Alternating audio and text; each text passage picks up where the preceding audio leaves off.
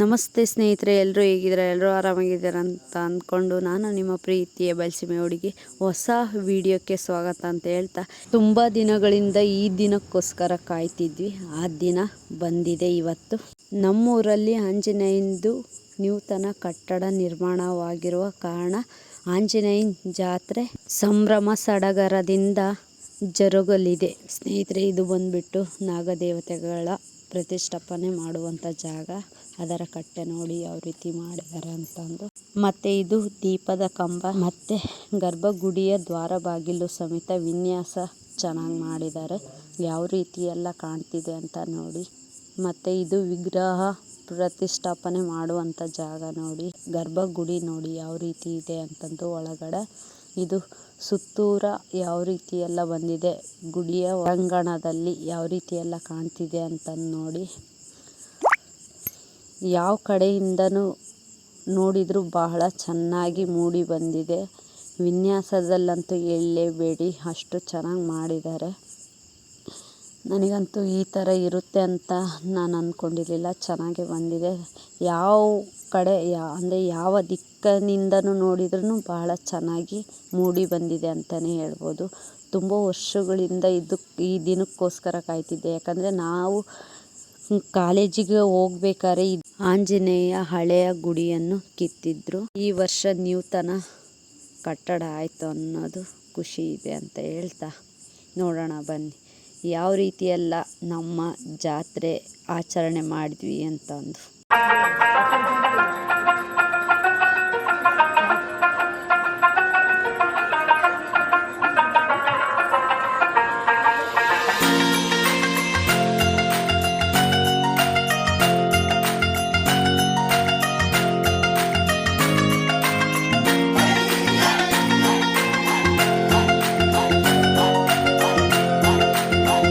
ನಾನು ನಮ್ಮಣ್ಣ ಬರೋ ಹೊತ್ತಿಗೆ ನೂತನ ವಿಗ್ರಹಗಳಿಗೆ ಗಂಗೆ ಪೂಜೆ ನೆರವೇರಿಸಿದ್ದರು. ನಮ್ಮ ಊರಿನ ಗ್ರಾಮ ದೇವತೆ ಮಾರಮ್ಮನ ಗುಡಿಯ ಬಳಿ ಇನ್ನೇನಂತಂದು ಟ್ಯಾಕ್ರಿಯ ಮೇಲೆ ವಿಗ್ರಹಗಳನ್ನೆಲ್ಲ ಇಟ್ಕೊಂಡು ಸವಾರಿಗೆ ಸಜ್ಜಾಯಿತು.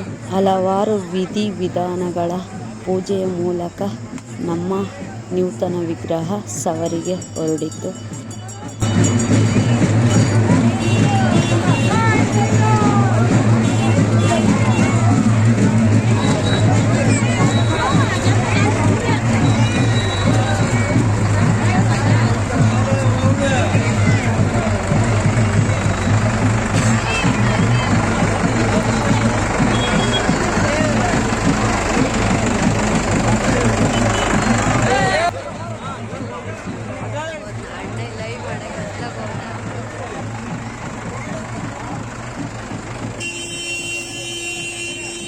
ರಾತ್ರಿ ಹೊತ್ತಲ್ಲಿ ಲೈಟಿಂಗ್ಸ್ ಅರೇಂಜ್ಮೆಂಟ್ ಮಾಡಿರೋವೆಲ್ಲ ಈ ಥರ ಕಾಣ್ತಿತ್ತು.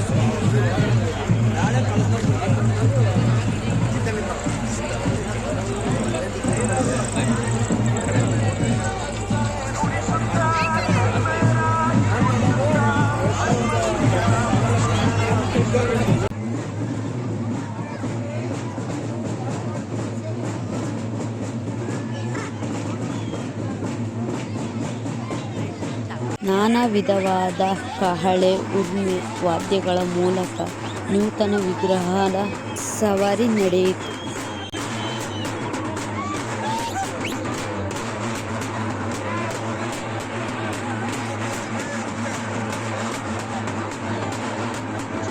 ಈ ಥರ ರಸ್ತೆಯ ಉದ್ದಕ್ಕೂ ಬಿಂದಿಗೆಯ ನೀರನ್ನು ಹಾಕೋದ್ರ ಮೂಲಕ ಮಹಿಳಾ ಮಣಿಗಳು ದೇವರನ್ನು ಮುಂದಕ್ಕೆ ಸಾಗಿಸುತ್ತಿದ್ದರು.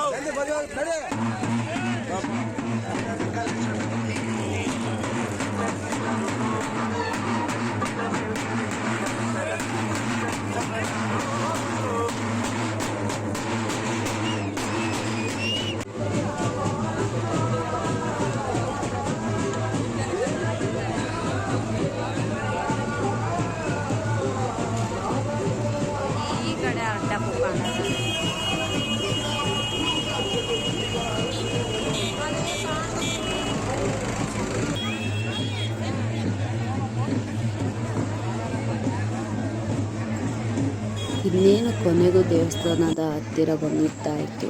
ಪ್ರದಕ್ಷಿಣೆ ಅಥವಾ ಪಾರಣೆ ಮಾಡುವ ಸಲುವಾಗಿ ಟ್ರ್ಯಾಕ್ಟರನ್ನು ದೇವಸ್ಥಾನದ ಮುಂಭಾಗದ ಬಲಭಾಗದಲ್ಲಿ ನಿಲ್ಲಿಸಲಾಯಿತು. ಊರ ಮುಂದೆಯಿಂದ ದೇವಸ್ಥಾನದ ಬರೋವರೆಗೂ ಹನುಮಂತರಾಯರ ಮುಖವನ್ನು ಕ್ಯಾಪ್ಚರ್ ಮಾಡೋಣ ಅಂತ ಎಷ್ಟೋ ಪ್ರಯತ್ನ ಪಟ್ಟ, ಆದರೆ ಆಗಲಿಲ್ಲ. ಕೊನೆಗೂ ಈಗ ಆಗ್ತಿದೆ ನೋಡಿ.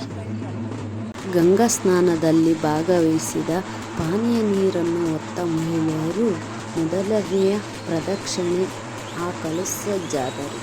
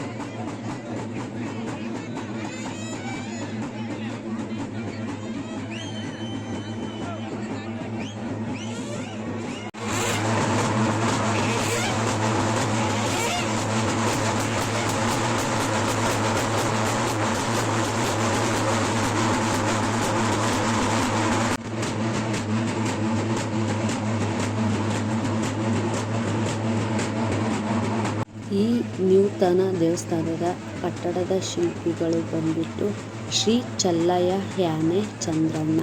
ಇಂದಿರಾ ಗ್ರಾಮ, ಬಡವನಹಳ್ಳಿ, ಮಧುಗಿರಿ ತಾಲೂಕು, ತುಮಕೂರು ಜಿಲ್ಲೆ.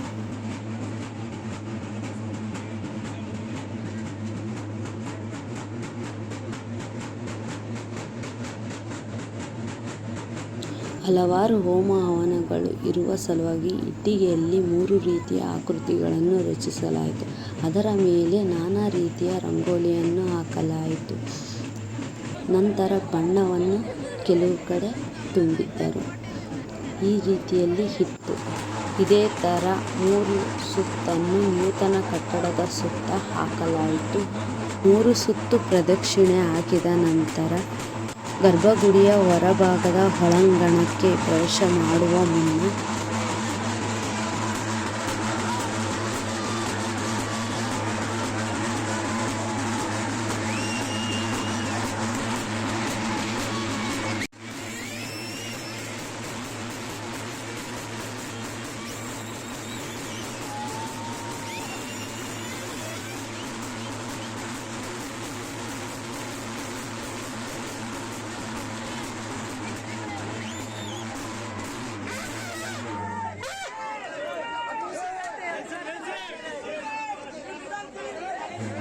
ಈಗ ಇಲ್ಲಿ ವಿಗ್ರಹ ಮೂರ್ತಿಯನ್ನು ಟ್ರ್ಯಾಕ್ಟರಿಂದ ಕೆಳಗೆ ಇಳಿಸಲಾಯಿತು. ನೋಡಿ ಯಾವ ರೀತಿ ತಗೊಂಡೋಗ್ತಿದ್ದಾರೆ ಅಂತಂದು.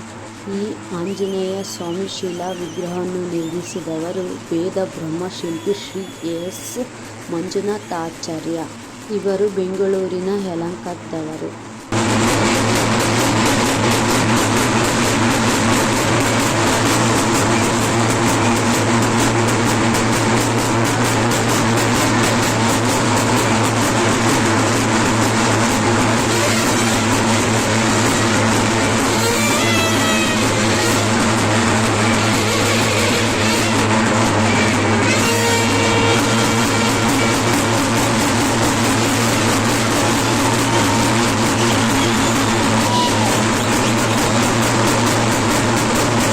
ಆಂಜನೇಯ ಸ್ವಾಮಿಯ ನೂತನ ವಿಗ್ರಹವನ್ನು ಗರ್ಭಗುಡಿಯ ಒಳಾಂಗಣದ ಹೊರಭಾಗಕ್ಕೆ ಪ್ರವೇಶಿಸಲಾಯಿತು. ನಂತರ ಪಾನೀಯ ನೀರನ್ನು ಹೊತ್ತ ಮಹಿಳೆಯರನ್ನು ಪ್ರವೇಶಕ್ಕೆ ಅನುಕೂಲ ಮಾಡಲಾಯಿತು.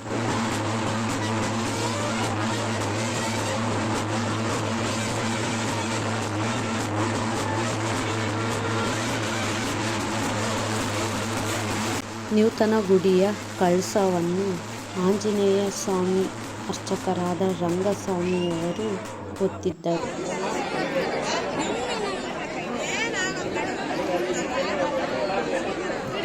ಪೂಜೆಗೆ ಯಾರು ಕೂತ್ಕೊಳ್ಳೋರು ದಯಮಾಡಿ ದಂಪತಿಗಳನ್ನು ಕಳಿಸ್ರಪ್ಪ. ಪೂಜೆ ಕೂತ್ಕೊಳ್ಳೋ ದಂಪತಿಗಳು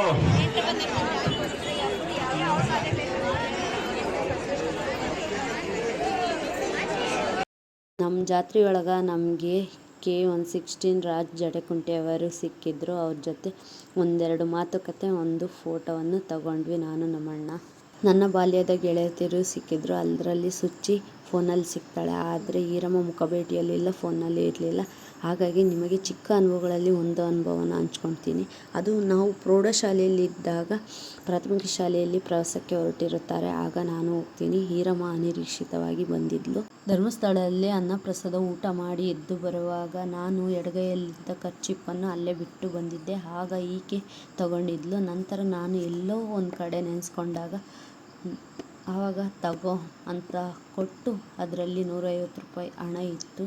ಈ ಅನುಭವ ಮರೆಯೋಕ್ಕಾಗಲ್ಲ. ಈ ಅನುಭವ ಅವಳಿಗೆ ನೆನಪಿದೆಯೋ ಇಲ್ಲ ಗೊತ್ತಿಲ್ಲ, ನನಗೆ ನೆನಪಿದೆ.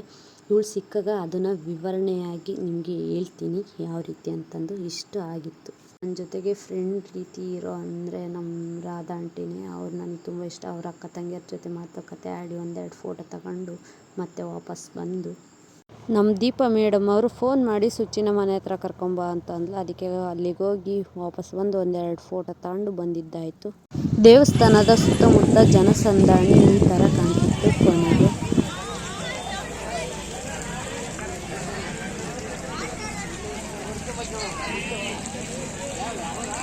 ನಮ್ಮ ಜಾತ್ರೆಗೆ ಲೈಟಿಂಗ್ಸ್ ಅರೇಂಜ್ಮೆಂಟ್ ಎಲ್ಲ ಈ ಥರ ಮಾಡಿದ್ರು. ಯಾವ ರೀತಿ ಎಲ್ಲ ಕಾಣ್ತಿತ್ತು. ಜಾತ್ರೆನೇ ಗಿಜಿಗುಟ್ಟೋ ರೀತಿಯಲ್ಲಿತ್ತು ಅಂತ ಹೇಳ್ಬೋದು. ಇದು ಪಾರ್ಟ್ 1 ಲಾಗ್ ಆಗಿರುತ್ತೆ. ಇದೇ ರೀತಿಯಲ್ಲಿ ವಿಭಿನ್ನವಾಗಿ ಪಾರ್ಟ್ 2 ಲಾಗ್ ಬರುತ್ತೆ. ಅಲ್ಲಿವರೆಗೂ ಪಾರ್ಟ್ 1 ಲಾಗ್ನ ನೋಡಿ ಅಂತ ಹೇಳ್ತಾ, ಇಷ್ಟ ಆದರೆ ಲೈಕ್ ಮಾಡಿ, ಶೇರ್ ಮಾಡಿ, ಹಾಗೆ ಕಮೆಂಟನ್ನು ಮಾಡಿ ಅಂತ ಹೇಳ್ತಾ ಸಬ್ಸ್ಕ್ರೈಬ್ ಆಗೋದನ್ನ ಮರಿಬೇಡಿ. ನಾನು ನಿಮ್ಮ ಪ್ರೀತಿಯ ಬಯಲುಸೀಮೆ ಹುಡುಗಿ ಅಂತ ಹೇಳ್ತಾ tata bye bye, see you. ಮತ್ತೆ ಸಿಗುವ.